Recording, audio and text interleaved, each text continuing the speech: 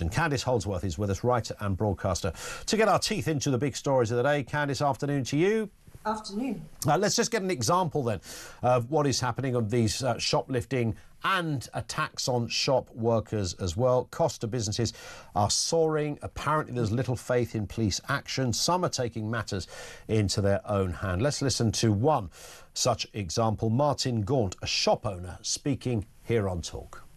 Someone's already gone, and you're simply saying, look, there's this white fella, 5'10", with a hoodie and a carrier bag that's left my store without paying for something.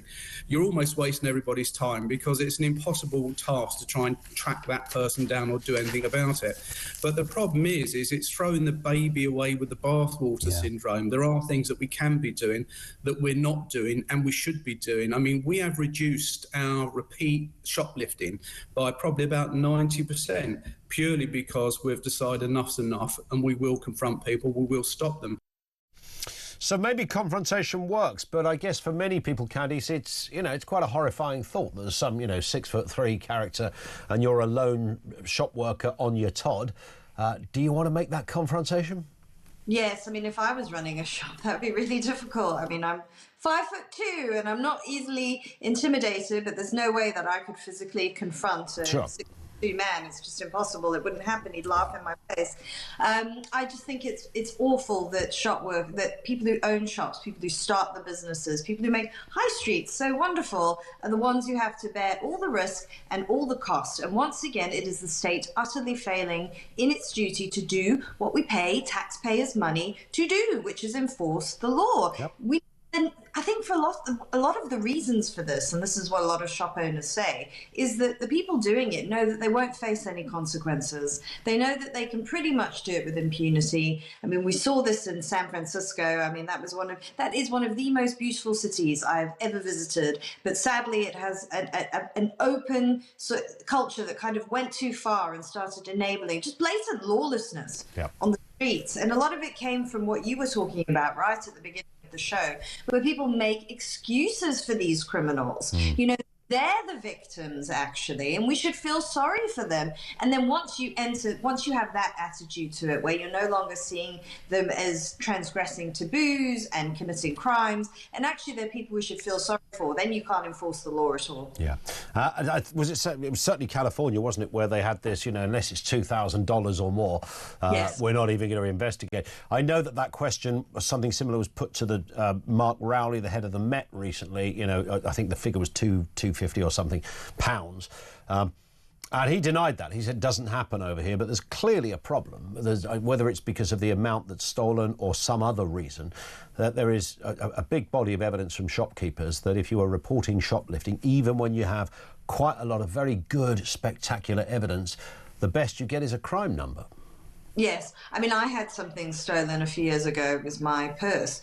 And I had about £200 in there because I was just about to travel overseas. So I'd taken out lots of cash.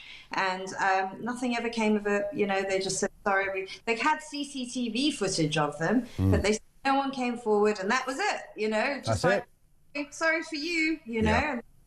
My fault for not watching my personal. Yeah, how crazy is that we should go around expecting not to be attacked or robbed? What a bunch of naive characters we really are.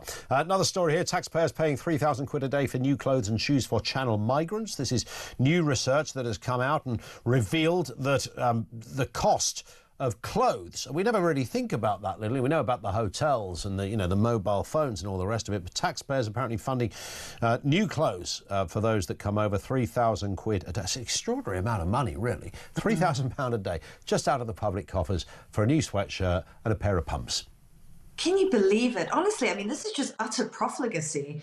I mean, it really is. This is taxpayers' money. And, I don't think these public bodies even think about it. It's just money that they hand out, and they don't think where it's coming from.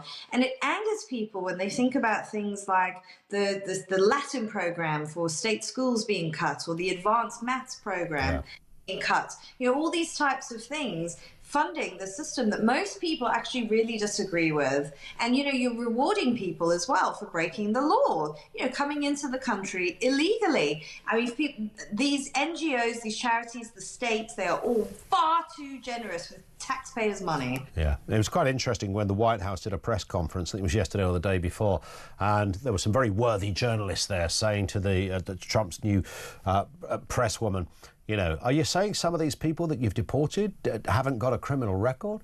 And she said, no, but they were here illegally. That in itself is a criminal act. And there was but no criminal record. I said, no, you don't understand. They were here illegally. That is a criminal act in itself. Some people can't quite get their head around that. I thought it was common sense. We'll talk more about Trump and illegal immigration in a few months. The latest from Washington as well. What Scots think their country was a victim to. It's an extraordinary story. All of that and more coming up. Candice Holdsworth is with us.